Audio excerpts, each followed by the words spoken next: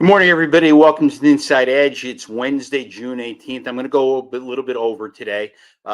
Before the legislature passes the budget and recesses for the summer and for the fall elections, they have to decide the fate of public notices.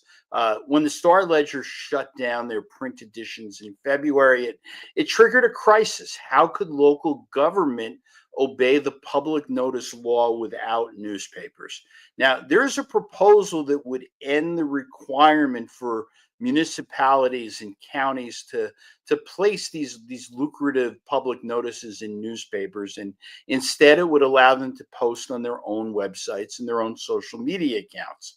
And the legislature has kicked the can down the road twice in the last 6 months with reprieves, and that clock runs out on June 30th. Advanced Publications, which owns NJ.com, is a family-owned, multi-billion-dollar media company. It's one of the largest privately held companies in the U.S., and they don't need public subsidies to survive. And Gannett is a publicly traded $3 billion media company with hedge fund investors. They don't need to rely on New Jersey's property tax dollars. And uh, a decade ago, when the legislature toyed with eliminating public notices, the newspaper said it would force them to cut local news budgets. The legislature gave in, and guess what? The newspapers, they kept the money and they screwed over local news anyway. NJ.com opposed running legal notices online, right up until they stopped printing newspapers. And shockingly, they became converts to printing notices online, and they've hired lobbyists in order to help them get that done. There's some people, and I am definitely one of them, who believes that community-based news organizations, local newspapers, or websites who actually cover local news, that they should be the recipients of a little bit of help, if anybody, and maybe save them, maybe help them, and not give the handouts to the billion-dollar companies. And just so you know that I mean it, the New Jersey Globe is not looking for these dollars, and the proposal doesn't stop municipalities from running legal notices in small community news companies that cover local news. The state has scored the savings to municipal and county governments at $20 million a year.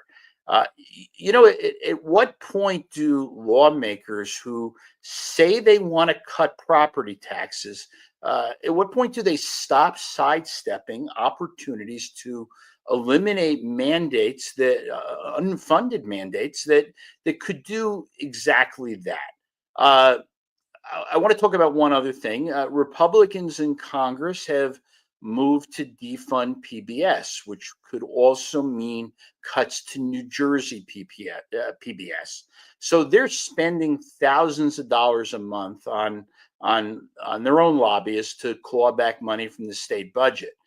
So get this: in March, when Governor Murphy proposed cutting New Jersey PBS's state subsidy from $1 million to 250,000, the station manager, Joe Lee, sent out an internal memo, and what he said is we will be working with our lobbyists to help identify influential legislators to advocate for the restoration of our full appropriation. Our full appropriation is as if it's an entitlement. So I'll offer my assistance. Hey, New Jersey PBS, you don't need to pay somebody to identify influential legislators. I'll tell you for free. It's Scutari, Coughlin, Sarlo, Pinter Marine, O'Scanlan. The reality, everybody, is this is a tough budget, and New Jersey PBS is asking for another $750,000, and they're asking for it at the time when They pay their managing editor over $300,000 a year. They pay their station manager over $280,000 a year. They have a communications director that makes over $150,000 a year. There are a lot of high salaries over there. And this station, no doubt, does good work, and they'd be deeply missed if they went away. But the political reality here is where does New Jersey PBS fit into the state's priorities right now? Do Murphy and Scutari and Coughlin and Sarlo and Pinter Marine and O'Scanlan, do they restore the full appropriation of $1 million in a budget that right now proposes cutting $500,000 to Winona's house, which helps victims of child abuse, or $875,000 for the Healthy Corner store initiative that helps bring healthy foods to underserved communities, or $550,000 for veterans' access to health care. That's it. Thanks for listening.